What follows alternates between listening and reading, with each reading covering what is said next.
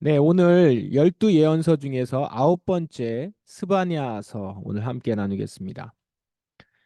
어, 여러분 아시겠지만 다시 짚어드립니다. 12예언서의 그 이름, 제목은 다 모두 예언자들의 이름이라는 거, 다 알고 계시죠? 알고 계시지만 한 번 더 확인을 드리면서 그러면 이제 오늘 스바냐서의 이제 그 예언자는 이 스바냐서를 쓴 사람은 이제 스바냐겠죠.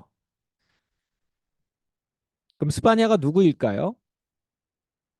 이제 스바냐는 이제까지 우리가 본 예언자들 중에서 신분이 가장 높습니다. 오늘 책을 읽으신 분들이 좀 아실 텐데 1장 1절을 보면 히스기야의 현손, 아마랴의 증손, 그다랴의 손자, 구시의 아들 이렇게 나옵니다. 네, 여러분 다른 사람은 잘 몰라도 여기 히스기야는 아실 겁니다. 히스기야. 사대를 걸쳐 올라가니까 스바냐의 사대 위에 그 조상이 이제 히스기야인데 히스기야는 왕이죠. 이스라엘에서도 아주 유명하고 유능한 왕으로 우리가 알고 있습니다. 그렇다면 스바냐는 왕족이죠. 가장 지체 높은 예언서의 예언자들 보면 다 직업도 신분도 다 제각각인데 그중에 아마 가장 그 신분상으로는 높은 계층에 있는 사람일 겁니다. 물론 이사야도 꽤 높은 지체인 것 같은데 이렇게 직접적으로 히스기야의 그 현손이라고 하는 어, 손자죠. 그러니까 이제 그 밑에 후손이라고 하는 것은 이제 스바냐가 꽤 높은 지체의 왕족이다라는 겁니다. 그 왕족에게도 이렇게 하나님의 말씀 예언이 임합니다. 활동을 언제 했는가? 요시야 때 한 것으로 나옵니다. 요시야. 요시야도 굉장히 중요한 인물이죠. 이스라엘에 있어서 유대에 있어서 굉장히 중요한 인물입니다. 근데 요시야 시대가 좀 긴데 그 시대에 언제 활동인지 정확히 알 수 없습니다. 물론 뭐 우리가 고대 사회에 그 왕의 시대만 알면 됐지 뭐 그 왕의 시대에서 언제 그 왕의 시대에 언제 또 활동했는가 이것까지 알 필요가 있는가 싶은데 이 요시야가 중요한 인물이라 사실 그렇습니다. 이 책의 내용에 그 내용이 조금 담겨 있는데 요시야가 이제 종교 개혁을 일으킨 인물이거든요. 이제 이게 완전히 완성하지 못하고 미완성으로 끝났기 때문에 남유다가 회복하려고 하다가 딱 꺾였어요. 그게 참 아쉬운 대목인데 역사적으로 볼 때. 근데 요시아가 이제 대대적인 종교 개혁을 일으키거든요. 어느 정도는 이제 성공을 하죠. 그 스바냐가 활동하던 시기가 그 요시아가 종교 개혁을 일으킨 후인지 일으키기 전인지 언젠가 이런 것들을 이제 한번 따져보는 거죠. 근데 이제 책에도 나와 있듯이 내용을 쭉 보면 쓰는 단어라든가 문장이라든가 이런 내용들을 보면 요시아가 종교개혁을 일으키기 전으로 보입니다. 물론 다른 이유로 개혁 이후의 시점으로 보는 학자들도 있기는 합니다. 어쨌든 요시아가 이 종교개혁과 이제 연관이 되어 있고 이스라엘 역사에 있어서 이 종교개혁, 요시아의 종교개혁이 아주 중요한 개혁이기 때문에 이 요시아의 종교 개혁과 연관이 있는 예언서다라는 것도 생각해 보시면 만약에 전이라고 하면은 그 요시아가 이 스바냐의 예언에 영향을 받았을 것이고 후라고 하면은 요시아의 종교 개혁의 영향을 스바냐가 받았겠죠. 이제 이렇게 연결이 되어 있기 때문에 그걸 통해서 우리가 여러 해석을 좀 할 수 있기도 하고 좀 다양한 관점을 볼 수 있다라는 겁니다. 그래서 이제 이 부분을 책에서도 얘기를 하고 있고 우리도 조금 다룬 것입니다. 스파냐에서 가장 중요한 주제는 여호와의 날이라는 주제입니다. 여러분 여호와의 날은 우리 예언서 지금 구약 개론을 하면서 종종 들으셨던 단어죠. 여호와의 날. 요엘서가 대표적으로 여호와의 날이 좀 나왔고요. 아모스서에서도 좀 다뤘었습니다. 그리고 다른 예언서에서도 여호와의 날 이야기가 있어요. 근데 우리가 구약 개론에서 그렇게 집중적으로 다루질 않아서 그렇고요. 근데 이 다른 예언서들도 여호와의 날에 대해서 예언을 합니다. 그런데 이 스바냐서는 다른 어떤 예언서보다도 더 일관되게 여호와의 날을 선포합니다. 그러니까 여호와의 날을 가지고 예언을 한다 해도 과언이 아닙니다. 그래서 스바냐서 전체가 여호와의 날이라는 주제를 중심으로 해서 구성되어 있습니다. 그러면 여호와의 날이 무엇인가 간단하게 먼저 보면 크게 두 가지 내용이 담겨 있습니다. 첫 번째는 악인을 심판하는 날이다. 여호와의 날은.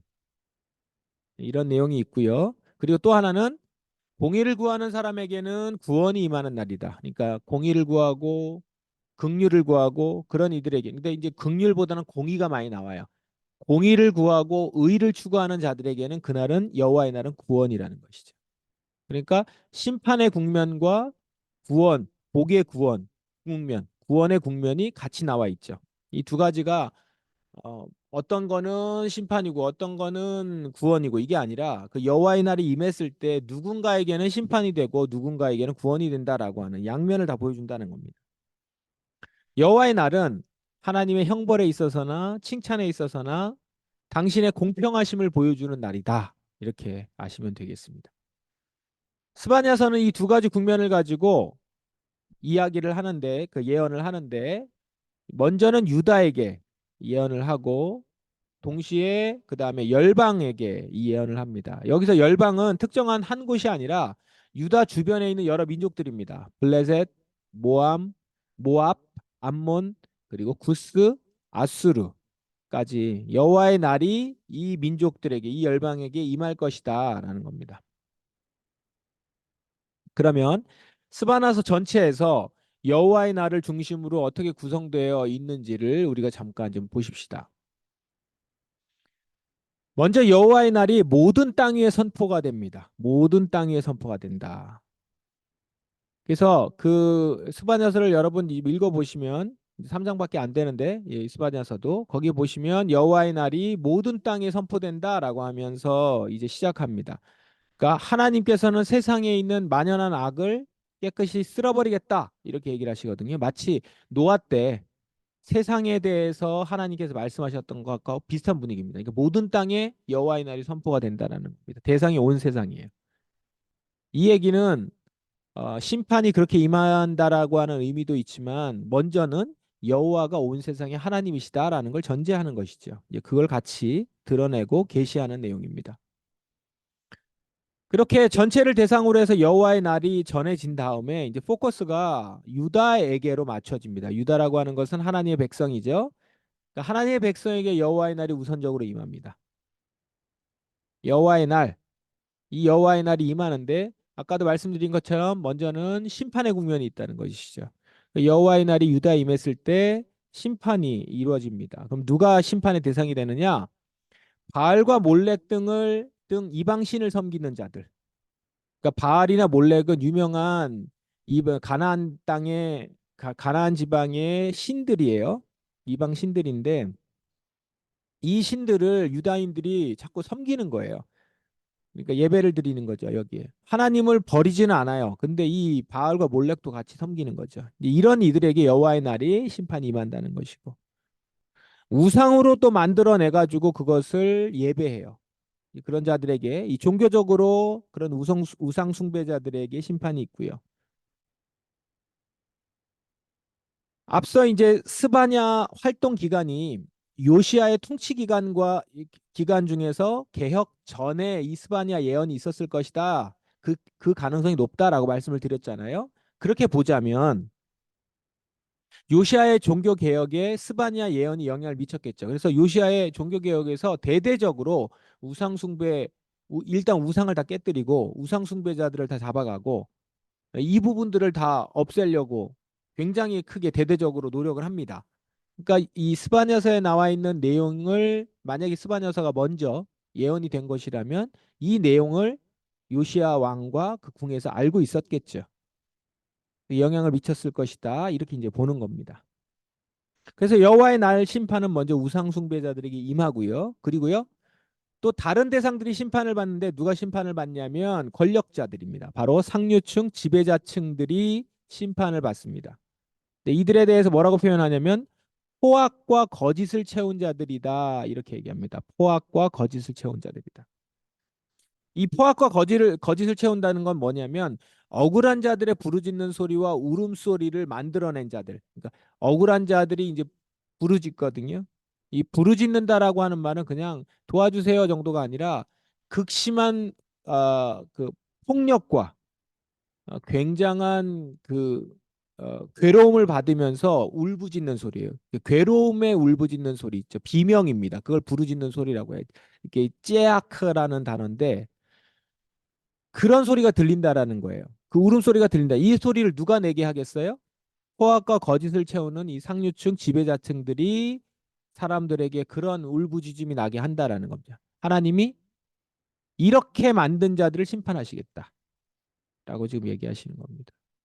하나님 굉장히 분노에 차서 얘기를 하시는 거겠죠. 나에게 부르짖는 소리가 들린다. 나의 백성들이 울부짖고 있다. 비명 소리가 들린다.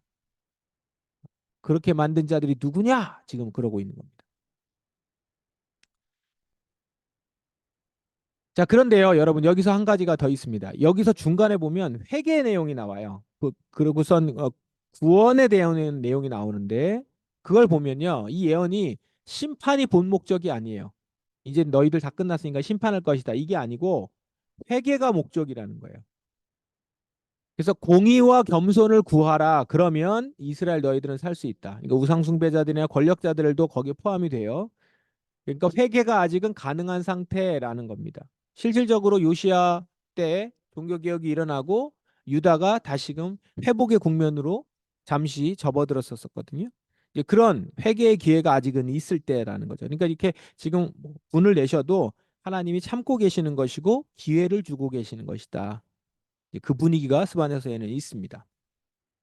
자, 이렇게 여호와의 날이 지금 유다에게 임했다라는 얘기가 이제 스바냐서의 1, 2장 앞부분에 나오고요. 그 다음에가 이제 어디로 넘어가냐면 유다를 넘어서서 열방을 향합니다. 아까 얘기한 것처럼 온 세상에게 먼저 선포가 된 다음에 그 다음에 이제 다시 포커스를 유다에게 잡고 다시 이제 열방으로 향하는 그런 전개죠. 블레셋과 모압과 그 다음에 구스, 아시리아를 향해서 심판의 메시지가 나가요. 여호와의 날이 온 민족에게 임한다라는 겁니다. 자, 그 다음에 근데 여기서 한 가지 알 거는 뭐냐면 이게 모든 민족이 대상이 된다고 해서 항상 우리가 예언서를 보면서 기억하셔야 되는 게 대부분의 예언은 그 심판을 그 어떤 열방의 심판을 얘기하면 그게 그 열방에게 들으라고 지금 심판을 하는 게 아니에요. 마치 요나가 아시리아의 심판을 얘기할 때 아시리아의 그 니느웨 성에 가서 심판을 전하잖아요. 그건 이제 특이한 경우고 특수한 경우고 대부분의 예언자들이 다른 열방을 심판한다, 하나님께서 심판한다라는 얘기를 할 때 그 얘기는 누가 지금 듣고 있는 거죠? 유다가 듣고 있는 거예요. 유다나 이스라엘이. 그러니까 하나님의 백성이 하나님이 모든 민족을 심판할 것이다. 열방을 심판할 것이다. 뭐 아수르를 심판할 것이다. 바벨론을 심판할 것이다라는 얘기를 듣고 있는 거예요. 그럼 그 얘기는 뭐죠? 그 심판받는 대상을 의지하지 말라라는 거죠. 너가 그렇게 의지하고 믿고 따르고 이렇게 바라보고 열망하고 그런 민족이 사실은 악한 민족이요 심판받는 민족이요 자기가 주인이라고 하지만 사실 주인이 아닌데도 불구하고 주인이라고 하는 민족 하나님께 심판받는 대상이다. 그러므로 그들을 의지하지도 믿지도 말라. 이게 이제 어, 열방을 위해서 예언서들이 심판하고 있을 때의 목적입니다. 누구에게 주는 목적? 그 하나님의 백성에게 주는 목적이다라는 것이죠. 이 예언을 주는 목적이다. 지금 그래서 이것도 마찬가지 이제 열방 여기까지 얘기하고 그다음에 그 이후에는 이제 다시 예루살렘으로 포커스가 맞춰집니다. 예루살렘에 다시 한번 경고와 회개가 촉구되는 거죠. 그러니까 여기서 보시면 계속해서 지금 누구에게 초점이 맞춰져 있습니까? 유다와 예루살렘. 당신의 백성이 회개하고 돌아오게 하는 일에 포커스를 맞춰서 얘기하면서 하나님이 유다에게 너희들의 지금 종교적인 그다음에 사회적인 그리고 개인적인 욕심과 심판의 대상이 되는 악한 일들을 버리라. 그리고 열방도 의지하지 말라. 그러고 다시 한번 그러니까 회개하라 그 얘기를 이제 하고 있는 겁니다. 예루살렘의 경고와 회개를 촉구합니다. 그러니까 지금 스바냐서를 통해서 하나님께서 이스라엘에게 하고 싶은 말은 지금 이 맨 마지막 부분이에요. 하나님의 백성이 회개하라는 것이죠. 이제 근데 여러분 그렇다고 해서 하나님이 열방에 관심이 없다는 뜻이 아닙니다. 이 책의 1차 독자가 지금 하나님의 백성 유다이기 때문에 유다 왕국의 백성들이기 때문에 그 1차 독자를 중심으로 말을 하는 것이라 그렇다라는 것이죠. 지금 예언의 직접적인 대상은 유다 백성 그리고 특히 상류 지배층들이다라는 것들을 기억하십시오. 자, 마지막 부분에서 이렇게 지금 예루살렘의 형벌과 보호, 회복 이 내용이 이렇게 어우러져서 나오면서 회개하라. 그럼 회복할 것이다. 라는 얘기들 마지막에 메시지를 던집니다.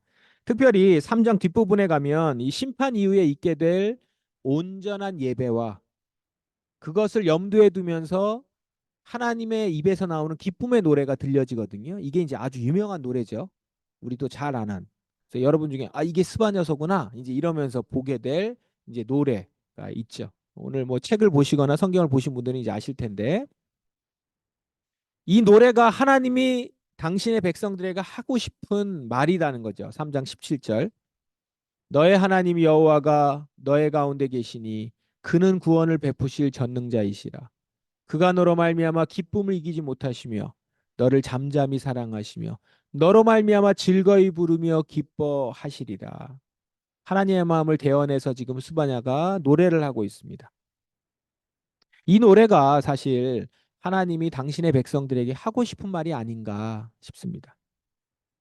본래 하나님은 이 마음을 가지고 계신 분이라는 거예요. 지금 앞부분에 아무리 강한 심판의 메시지가 있더라도 사실 하나님이 보여주고 싶은 마음은 이것인 거죠. 이 마음인 거예요. 그 심판의 메시지는 이렇게 사랑하고 아끼시기 때문에 당신의 자녀들이 다른 길로 가면 꾸짖으시는 거예요. 그래서 또 당신의 자녀들을 괴롭히는 자들이 있다면 하나님은 그들을 무섭게 심판하시겠다라고 하는 겁니다. 그 마음의 저변에는 하나님이 이렇게 당신의 자녀들을 보면서 갖고 있는 마음이에요. 기쁨을 이기지 못하시고 잠잠히 사랑하시고 즐거이 부르면서 기뻐하시는. 그래서 여러분 성경을 쭉 보시면 이렇게 하나님이 당신의 마음을 확 드러내서 나타낸 대목이 그렇게 많지 않습니다. 이렇게 막 내가 너를 기뻐하며 즐거워하고 이걸 스바냐를 통해서 하나님 마음이 이렇게 고스란히 우리한테 드러납니다. 이렇게 하나님의 사랑을 받고 있구나. 나는 하나님의 사랑 안에 거하는구나. 그리고 실제적으로 그렇게 해서 하나님 사랑 안에 거하는 이들은 하나님이 결코 무섭지 않겠죠. 하나님을 무서워하는 사람들 누가 무서워해요? 하나님이 없이도 살 수 있다라고 자신하면서 그랬는데 심판이 임하면 그때 하나님을 무서워하겠죠. 또 하나님의 백성들의 것을 하나님의 자녀 것을 빼앗고 억울하게 만드는 사람들이 하나님이 혼을 내시면 그게 그렇게 무섭겠죠. 그런데 하나님의 사랑 안에 거하는 사람들은 하나님은 무서운 분이 아니고 든든한 분이죠. 든든한 분이에요. 마치 이런 거죠. 전쟁에 능한 장수, 전쟁에만 나가면 이기는 장수 있잖아요. 용맹한 장수. 그가 원수에게는 가차 없어요. 그런데 자기의 사랑하는 자녀들에게는 한없이 부드러운 모습을 보이는 그런 전쟁에 능한 장수 같은 모습인 거죠. 그가 근육질 몸을 갖고 있겠죠. 무기를 들었었던 손은 굳은 살이 가득할 거예요. 근데 그가 그 팔로 자녀들을 품에 안을 때 자녀들은 무엇을 느낄까요? 안전함을 느끼죠. 안심을 하죠. 아, 이렇게 힘이 세신 분이, 이렇게 강력하신 분이 나를 사랑하시다니. 안전한 거예요. 평안한 겁니다. 안식을 누릴 수 있는 거죠. 두려워할 필요가 없는. 지금 스바냐서에서 나타나는 하나님은 우리에게 이런 분이신 거죠. 그래서 이 노래를 들으면서 그 하나님 품에 있는 자녀가 되어야죠. 하나님은 그걸 얘기하시는 거죠. 스바냐서를 통해서. 그래서 여러분도 앞부분에 여호와의 날에 있을 폭풍 같은 심판들이 있지만 그 가운데서 하나님이 우리의 자녀들을 사랑하시고 지키시고 보호하시려고 하는 마음이 그 깊은 곳에서부터 계속 흘러나오고 있다는 것이죠. 그래서 그 당신의 자녀들을 붙들고 있는 악을 처단하는 것이고 더러운 것들을 쫓아내는 것이고 괴롭히는 것들을 심판하셔서 당신의 자녀들을 지금 붙들고 계시는 것이 그것이 하나님께서 어, 지금 우리에게 이스바냐서를 통해서 우리에게 보여주시려고 하는 메시지다라는 것입니다. 끝으로 우리 하나님 스바냐서의 복음과의 관계를 한번 살펴보도록 하겠습니다.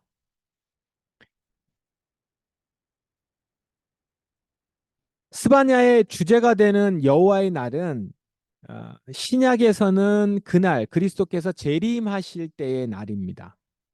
그러니까 스바냐서와 복음을 보시면 여호와의 날이 스바냐서에 나오는데 그 스바냐서에 나오는 여호와의 날은 신약에서는 그리스도의 날, 다시 말해서 그리스도께서 재림하시는 날입니다.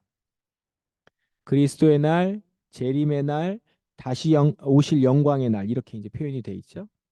그래서 이 신약의 그리스도의 날, 다시 오실 재림의 날 묘사를 보면 스바냐서에서 여호와의 날 묘사하고 유사한 내용들이 많습니다. 스바냐서에서 말하는 여호와의 날은 예수 그리스도의 다시 오심을 통해서 궁극적으로 성취될 것이다. 우리는 이 스바냐서와 복음서를 신약의 복음의 내용들을 연결하다 보면 그렇게 우리가 결론을 내릴 수 있습니다. 아까 여호와의 날은 두 국면이 있다고 그랬죠. 심판의 국면과 구원의 국면이 있어요. 이것이 신약에서 동일하게 나타납니다. 먼저 심판의 국면은 계시록에서는 일단은 계시록에서는 실제로 스바냐서에서 나오는 심판의 이미지를 사용해요. 그래서 그대로 차용합니다. 마지막 예수님이 다시 오실 때 이 땅의 불의한 자들, 특히 많은 자본과 권력을 가지고 그 권력으로 자본들을 빼앗아가고 자기가 다 차지하는 사람들, 그리고 종교인들 중에서는 거짓 선지자들, 그리고 아까 같이 자본을 많이 가지고 있고 자본을 단순히 많이 가지고 있는 것이 아니라 남의 것을 빼앗아서 자본이 많은 사람들, 권력을 가지고 있는 사람들에게 붙어서 거짓 예언을 하는 종교인들, 이들을 하나님이 다 무섭게 심판하시겠다는 게 계시록의 내용이잖아요. 보면 스바냐서에 나오는 여호와의 날에 임할 심판하고 동일한 시상이고, 때로는 여호와의 그 계시록에서 이 스바냐서에 나오는 심판 이미지를 사용한다는 거죠. 그래서 이 심판의 국면이 여호와의 날, 그리스도의 날 동일하게 나타나는데요. 구원의 국면도 마찬가지입니다. 스바냐서에서는 마지막에 하나님께서 당신의 백성들이 기뻐하며 노래하고 또 즐거워하는 기쁨의 예배가 드려질 것이다. 이걸 이제 예언을 해요. 모든 민족이 예배할 것이다. 이런 내용들이 나오는데 신약에서 어떻습니까? 마지막 날 하나님의 존전에서 어린 양 예수 보좌 앞에서 모든 민족과 열방이 찬양하고 즐거워한다라고 예언되어 있지 않습니까? 하늘을 보여주시면서 스바냐서에서 모든 민족이 주님을 예배하는 그 일이 신약에서는 새 하늘과 새 땅이 내려온 그날 이루어진다는 거죠. 모든 열방이 그 앞에서 각 민족의 방언으로 찬양하며 예배하는 날이 일어날 것이라. 이런 것을 볼 때 우리는 신약의 메시지가 더 가깝게 느껴지는 사람들이잖아요.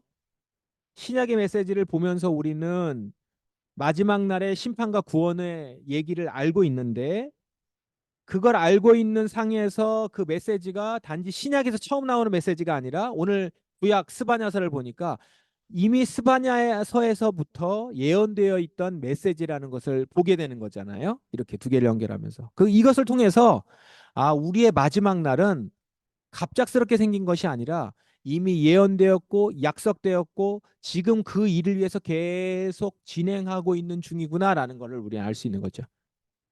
그러면서 우리는 마지막 날에 대한 소망을 더 공고히 할 수 있는 겁니다. 그리고 지금 그 일을 이루시는 하나님, 갑작스럽게 갑자기 생각을 바꿔서